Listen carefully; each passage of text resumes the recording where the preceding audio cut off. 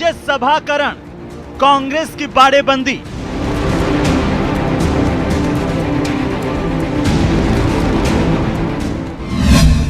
बाड़ेबंदी में कई विधायक अभी नहीं पहुंचे।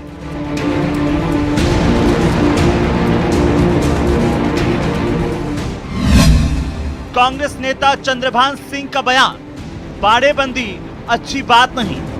निश्चित रूप से मैं कह रहा हूँ कि बाड़ेबंदी बंद होनी चाहिए। कोई ये राज्यसभा के चुनाव को लेकर नहीं कह रहा हूँ, ये और भी बाकी जो चुनाव उनमें बाड़ेबंदी नहीं होनी चाहिए। बीएसपी से आए विधायकों ने भी बढ़ाई कांग्रेस की चिंता। राजेंद्र गुढ़ा ने कहा, नहीं मिला उचित सम्मान। मतलब उनको सम्मान जो मिलना चाहिए था वो नहीं मिला, और इसका कारण जो भी है वो परिवार के अंदर की बातें अंदर बैठ के हो जाती है। चौथी सीट का चक्रव्यूह, निर्दलीयों ने बढ़ाई टेंशन। चुनाव से पहले विधायकों की जासूसी का मुद्दा उछला। सत्ता का जो दुरुपयोग हो रहा है और जो हर एक एमएलए के पीछे पुलिस की गाड़ी लगा दी गई है और एमएलए का पीछा किया जा रहा है, ये पूरी तरह से सत्ता का दुरुपयोग ही है। बीजेपी ने राजस्थान पुलिस पर जासूसी के आरोप लगाए। हम पुलिस वालों से कहना चाहता हूं, किस ऑर्डर से आए हो, क्यों आए हो, हमारा नाम पता क्यों पूछ रहे हो, क्या परेशानी है आपको? आप ऑर्डर तो बताते ही नहीं हो, पुलिस वाले को ऑर्डर तो बताते नहीं, कहते सरकार ने भेजा है, सरकार ने लगाया है। बीजेपी खुद भी कर रही बाड़ेबंदी की तैयारी। बीजेपी के पूरा राम बोले, बाड़ेबंदी कायदा है तो जाना ही पड़ेगा। हर कायदा है कि बाड़ेबंदी में तो आना ही पड़ेंगे, तो रूल्स है। बाड़ेबंदी से होगा बेड़ा पार। नमस्कार, प्राइम डिबेट में आप सभी का स्वागत। मैं हूं आपके साथ हेमंत कुमार। राजस्थान में राज्यसभा की 4 सीटों के लिए होने वाला चुनाव दिलचस्प मोड़ पर है। चौथी सीट के लिए चल रही जंग को लेकर के दोनों पक्षों ने खेमेबंदी कर दी है। निर्दलीय की एंट्री से कांग्रेस मुश्किल में घिरी तो अपने विधायकों को लेकर के वहीं पहुंच गई जहां पर कुछ दिन पहले ही नव संकल्प लिया था। लेकिन इस बात की चर्चाएं हैं कि अभी उदयपुर के होटल ताज अरावली में 125 में से सिर्फ 70 से कुछ ज्यादा ही विधायक पहुंचे हैं, जिसमें बीएसपी से कांग्रेस में आए 2 विधायक दीपचंद खेरिया और जोगेंद्र अवाना के भी पहुंचने की सूचना है। लेकिन 4 विधायक अभी भी होटल से दूर हैं। इनमें से एक ने यह कहकर के भी चौंका दिया कि उदयपुर घूमने के लिए तो अच्छी जगह है, लेकिन कैद होने के लिए नहीं है। वहीं निर्दलीय ओम प्रकाश हुड्डा के बीमार होने की भी खबर है। और इन सब के बीच पैदा हुए भरोसे के संकट ने राजस्थान की सियासत में बाड़ाबंदी को क्या सबसे कारगर हथियार बना दिया है। बीजेपी के प्रदेशाध्यक्ष सतीश पूनिया उदयपुर में कांग्रेस की बाड़ाबंदी को लेकर के सवाल उठा रहे हैं, तो भारतीय जनता पार्टी के नेताओं ने पुलिस पर जासूसी के आरोप लगाए हैं। आज प्राइम डिबेट में इसी बात को लेकर के चर्चा करेंगे कि आखिरकार सियासत में बाड़ाबंदी क्या जायज हो गई है। तो चलिए शुरुआत करें डिबेट की। उससे पहले आज के सवालों पर नजर डाल लेते हैं। पहला सवाल यह कि बाड़ेबंदी क्या अब कायदा बन गया है, जिस तरह की चर्चाएं हैं। सवाल इस बात को लेकर के भी कि आखिरकार चुनाव में जासूसी के आरोप क्या सियासी हैं। इस बात को लेकर के भारतीय जनता पार्टी आक्रामक दिखाई दे रही है और कांग्रेस की सरकार पर जासूसी के आरोप लगा रही है। सवाल तो इस बात को लेकर के भी है कि क्या अब निर्दलीय किंग मेकर बनेंगे, क्योंकि जिस तरह से निर्दलियों के गणित अभी सबके सामने हैं और निर्दलीय भाव खा रहे हैं, उससे लगता है कि आखिर और ज्यादा दिलचस्प मोड़ पर यह चुनाव पहुंचने वाला है। अपने अपने कवायद हैं और अपने अपने दावे हैं। और इसी बीच आज की बहस की शुरुआत करें उससे पहले मैं हमारे साथ एक खास पैनल है, उससे आपका तारुफ करवा दूं, परिचय करवा दूं। डॉक्टर प्रदीप चतुर्वेदी हमारे साथ हैं, कांग्रेस पार्टी के नेता, और साथ ही साथ हमारे साथ मौजूद हैं भारतीय जनता पार्टी के विधायक और मुख्य प्रवक्ता रामलाल शर्मा। वहीं वरिष्ठ पत्रकार के तौर पर आज की डिबेट में शामिल है महेश शर्मा। आप सभी का बहुत स्वागत है। और सबसे पहले शुरुआत करते हैं डॉक्टर प्रदीप चतुर्वेदी जी आप ही से कि आखिर क्या बाड़ाबंदी सबसे जायज हो गया है आज की सियासत में? देखिए, आपने जो सवाल किया है, ये बाड़ाबंदी का जो खेल है वो पैसे और मीडिया की ताकत का खेल है। और जिस तरह से भारतीय राजनीति में 2014 के बाद से इस तरह का एक प्रचलन बढ़ा है, उसमें सबसे बड़ी बात यह है कि आज हम देखें कि जब से कांग्रेस सत्ता से बाहर हुई है, तब से राजनीतिक पार्टियों के अपन अगर उन स्रोतों की बात करें धन के स्रोतों की बात करें तो एक आंकड़ा सामने एडीआर से आया था, उसमें 80% पैसा जो है वो चंदा जो है वो भारतीय जनता पार्टी को मिलता है और 20% में सभी देश की सभी पार्टियां हिस्सा बटाती हैं। तो जब पार्टी के पास चंदा है, पार्टी के पास धन है, पार्टी के पास मीडिया की ताकत है, तो लाजमी है कि वो इनका इस्तेमाल चुनावों में पहले भी करते आए हैं, अब भी करेंगे, ये संभावनाएं हैं। और चूंकि कांग्रेस ने इन पिछले 8 सालों में इस तरह की इस बदनीयति को भोगा है कि राजनीति में इस तरह का जो चलन बढ़ा है कि भाई ये बाड़ेबंदी करने का प्रयास, क्योंकि कांग्रेस की स्थिति यह है कि कांग्रेस इसमें धन के बांटने में विश्वास नहीं करती, प्रजातांत्रिक तरीके से बात करने की हम लोग करते हैं। तो हमारी पार्टी ने ये संकट पिछले 8 सालों में जब से भारतीय जनता पार्टी केंद्र में आई है तब से अभी संकट तो आप कह रहे हैं कि आपको बाड़ाबंदी करनी पड़ रही है, कोशिश करते हैं ये बीजेपी की वजह से करनी पड़ रही है। बिल्कुल सही बात है, बीजेपी के पास आज धन का इतना बड़ा स्रोत है कि जो देश के राजनीतिक चंदे का आपकी वजह से ये बाड़ाबंदी कर रहे हैं, तो संसाधन उन्हीं के पास हैं जी, और आप बाड़ाबंदी को गलत करार देते हो, लेकिन आगे तो किसी न किसी के नाम से बाड़ाबंदी कर रहे हैं। सवाल सुनिए, इसके साथ साथ उन्होंने इस राजस्थान की राजनीति में, हरियाणा की राजनीति में 2 मीडिया आ जाऊंगा, मैं उसके आ जाऊंगा, उसके उनके पास पैसा भी है, उनके पास मीडिया की ताकत भी है। ठीक है, मेरा आपसे यही कहना है कि मीडिया, उन्होंने कोई राजनीतिक लोग व्यक्तियों को टिकट नहीं दिया है। ठीक है चतुर्वेदी जी, मैं आ जाऊंगा। फंसने का सब था, उन्होंने मीडिया की ताकत का इस्तेमाल किया है, धन का इस्तेमाल कोशिश की है, जबकि कांग्रेस चतुर्वेदी जी जब आपके अपने लोग जाएं तो उसमें दूसरा क्या कर सकता है, उनको इतना मजबूत रखिए ना, विचारधारा के नाम पर, प्रत्याशी बनाया गया, विश्वसनीयता के नाम पर, भरोसे के नाम पर वो खरे आपके अपने नहीं उतर रहे हैं, तो इसका दोषी दूसरा थोड़ी होता है। हरियाणा का जिक्र आप कर रहे हैं, हरियाणा में क्या हुआ, कौन गया? राजस्थान से राज्यसभा के 3 टिकट हमने राजनीतिक व्यक्तित्व को दिए हैं, उसमें हमने किसी तरह प्रयोग नहीं किया है। हमारी राजनीतिक प्राथमिकताओं के चलते हमने राजनीतिक हरियाणा का जिक्र, लेकिन भारतीय जनता पार्टी ने यहाँ पर भी इस खेल में धन बल के इस्तेमाल के लिए एक मीडिया टाइकून को उतारा है। क्या समझिए उस बात को। ठीक है, मैं सीधा सीधा संकेत क्या है? मैं रामलाल जी से इसका जवाब ले लूं, रामलाल जी से एक टिप्पणी ले लूं सबसे। रामलाल जी, आपकी वजह से, भारतीय जनता पार्टी के पैसे के खेल की वजह से कांग्रेस कह रही है कि हमारे को बाड़ाबंदी करनी पड़ रही है। देखिए हेमंत जी, मेरे ख्याल से प्रदीप जी बहुत सीधे और सज्जन आदमी हैं, इनको पता नहीं कि राजनीति के अंदर क्या क्या होता है, क्या क्या कांग्रेस पार्टी करती आई है। इनको पता नहीं कि यूपीए सरकार के समय क्या क्या खेल खेले गए थे, कितने मंत्री आपके जेल के सलाखों के पीछे गए थे और सिर्फ पैसे के लेन देन के आधार के ऊपर गए थे। मैं इतना जरूर कहूंगा कि राजस्थान की राजनीति के अंदर अगर हमारे डर से कांग्रेस से अगर बाड़ाबंदी कर रही है तो भैया आप अपने विधायकों को संतुष्ट कर रखने का काम करो ना, आप अपने अंतर्कलह को समाप्त करने का काम करो ना। आप किस चेहरे के ऊपर चुनाव लड़ते हो और किसको मुख्यमंत्री बनाते हो, इस अंतर वेदना को पीड़ित जो व्यक्ति है और उनकी वजह से आपकी सरकार अस्थिरता के माहौल के अंदर आती है, तो आप इसको दूर करने का काम करो ना। अपनी नाकामियों को छिपाने के लिए दूसरों को दोषारोपण करने का काम करे, ये उचित नहीं है। रही बात ये कि आपके कुनबे के अंदर अब कलह मच चुकी है, सरकार उत्तरोत्तर जो काम कर रही है उन कामों से जनता संतुष्ट नहीं है, आपके विधायक संतुष्ट नहीं है, और अब सरकार का अंतिम कार्यकाल है। अंतिम कार्यकाल में ये कह रहा हूं कि अंतिम पड़ाव के ऊपर सरकार आ चुकी है। अब आपके दबाव में आने वाले विधायक नहीं है, जो कुछ आपको देना था वो दे चुके, जो उनको लेना था वो ले चुके, अब वो अपने हित के अनुसार निर्णय करेंगे। इसलिए आप अपनी नाकामियों को, अपनी कमजोरियों को दूसरे पे थोपने का काम मत कीजिए। रही बात बाड़ाबंदी की, कांग्रेस कब बाड़ाबंदी नहीं करती है? कांग्रेस हमेशा से बाड़ाबंदी करती है। नगर पालिका चुनाव हो, पंचायत समिति के चुनाव हो, चुनाव हो, सबके अंदर बाड़ाबंदी करते हैं। 2 दिन बाद आप भी तो कर रहे हैं, 2 दिन बाद आप भी तो कर रहे हैं। फर्क क्या है आप में और कांग्रेस में? मैं कहां कर रहा हूं? हाँ मैं बता रहा हूं ना। हाँ। हम जब भी बाड़ाबंदी करते हैं, हमारे एक संगठन है, कैडर बेस संगठन है। कांग्रेस पार्टी तो सर्कस वाली पार्टी है। जो कोई इनका प्रदेश अध्यक्ष आता है वो अपने सर्कस की तरह अपना सामान साथ में लेके आता है, अपने अपने लोगों को जिम्मेदारी देता है। अब अध्यक्ष आता है तो सारे सर्कस की तरह से उनके पदाधिकारी भी उनके साथ चले जाते हैं। हमारा कैडर बेस पार्टी है, अध्यक्ष हमारे आते हैं, बनते हैं, जिम्मेदारी दी जाती है, उस संगठन के अंदर अन्य कार्यकर्ताओं को जिम्मेदारी मिलती है। एक कैडर बेस संगठन है, हमारे जिला स्तर का संगठन है, मंडल स्तर का संगठन है, शक्ति केंद्र का संगठन है, बूथ स्तरीय संगठन है। ठीक है, लेकिन रामलाल जी बाड़ाबंदी पर बात हो रही है, संगठन आपका है, कैडर बेस है, लेकिन बाड़ाबंदी तो आप भी करते हैं ना।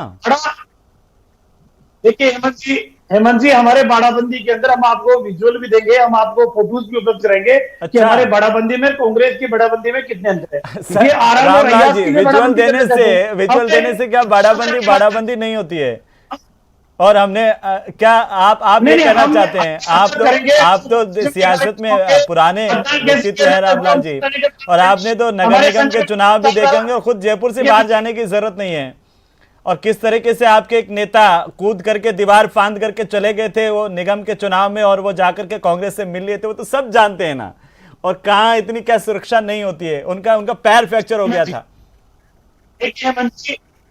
हेमंत जी भारतीय जनता पार्टी के अभ्यास वर्ग आयोजित करेंगे, अलग अलग सत्र होंगे। नहीं, वो अभ्यास वर्ग में फिर भागने कूदने की जरूरत क्यों? होगा तो बाड़ेबंदी में ही ना रामलाल जी, ये सब कुछ बाड़ेबंदी में ही होगा ना। को पंडित दीनदयाल उपाध्याय के विचारों के बारे में बताएंगे, भारतीय जनता पार्टी के संघर्ष की यात्रा के बारे में हम बताएंगे। तो हम क्रम से इन सैद्धांतिक मूल्यों के आधार के ऊपर अभ्यास वर्ग करेंगे। कांग्रेस की तरह जोड़ तोड़ की राजनीति होटलों में बैठ के नहीं करेंगे। पुलिस के दम के ऊपर अपना शासन का तंत्र स्थापित करने का काम हम नहीं करेंगे। पुलिस के रामलाल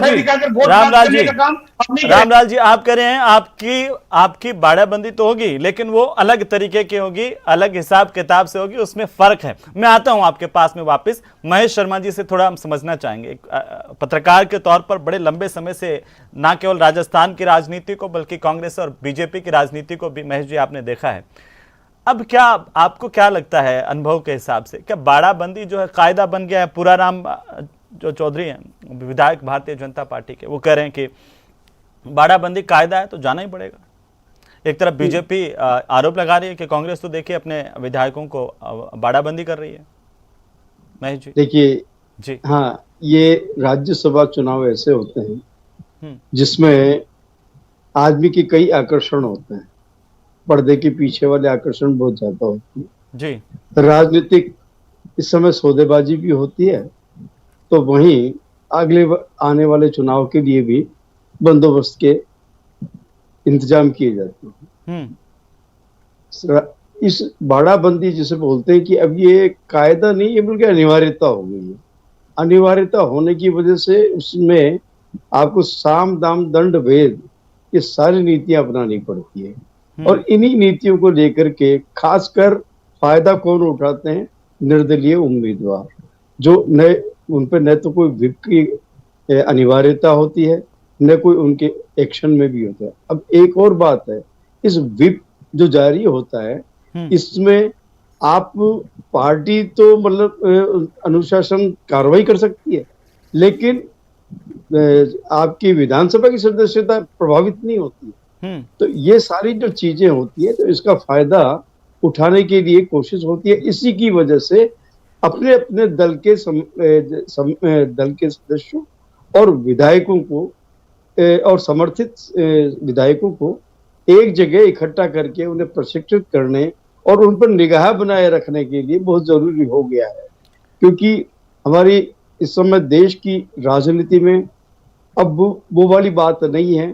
काफी मूल्य गिर चुके हैं।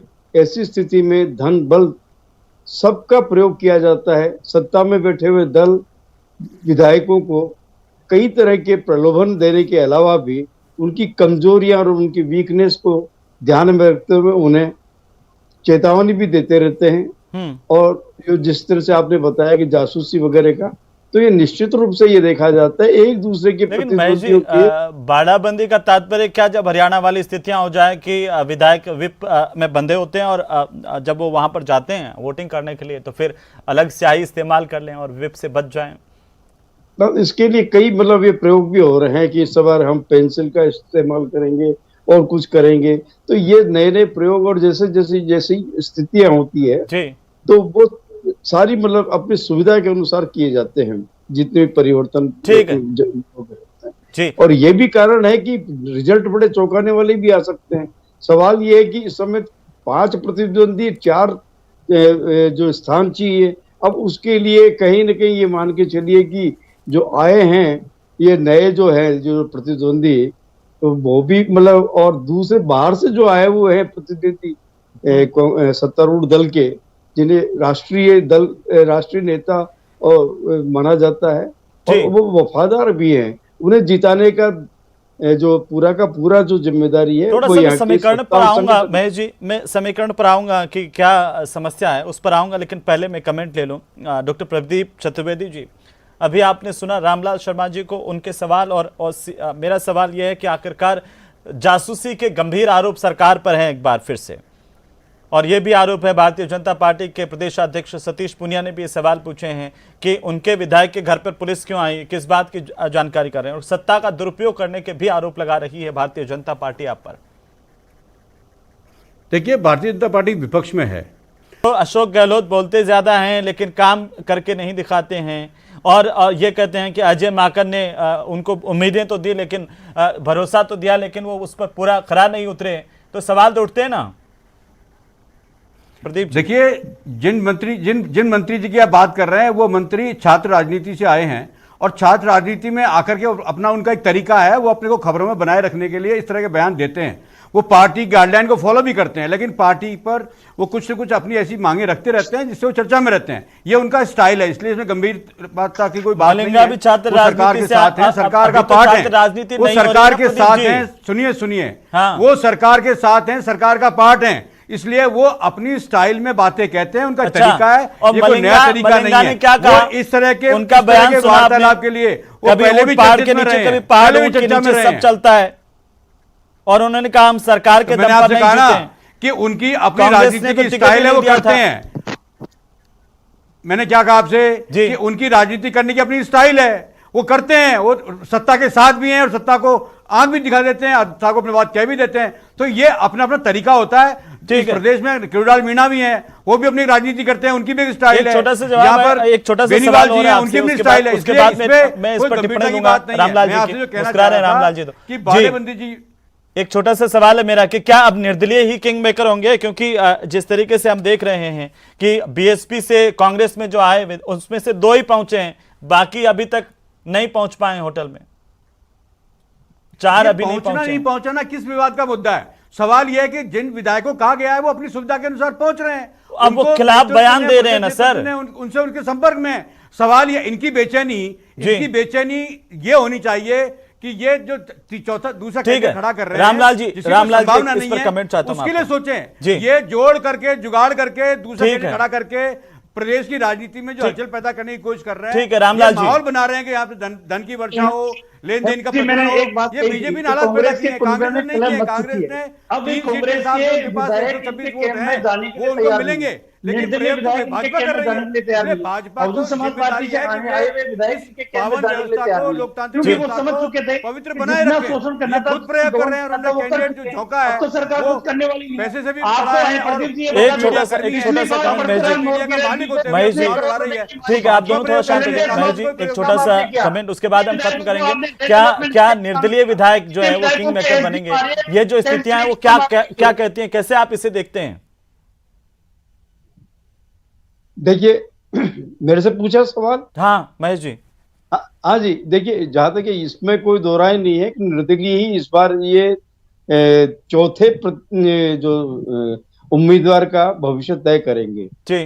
अब सवाल ये आता है कि उम्मीदवार, ये जो निर्दलीय उम्मीदवार, इनके पास कुछ होता नहीं है, तो ऐसी सूरत में ये होता है कि वो सत्तारूढ़ दल जो भी होता है, क्योंकि उन्हें अपने एरिया में वापस जाकर के और चुनाव, और ये वक्त उनके लिए ये भी होता है कि अपनी बात भी मनवा लें। इस हाँ, समय मैं जी बहुत शुक्रिया, मैं माफी चाहता हूं, समय नहीं बचा है, मैं माफी चाहता हूं। बहुत शुक्रिया आप हमारे साथ चर्चा में शामिल होने के लिए, डॉक्टर प्रदीप चतुर्वेदी जी, रामलाल शर्मा जी, आपका भी बहुत शुक्रिया, महेश जी आपका भी बहुत शुक्रिया। कुल मिलाकर के इस वक्त सबकी निगाहें इसी बात को लेकर के टिकी हुई कि आखिरकार किसके खेमे में कितना संख्या बल है और किसके खेमे में नहीं है, जो नहीं है वो कहां है, इसको लेकर के सारी उठापटक चल रही है। नमस्कार।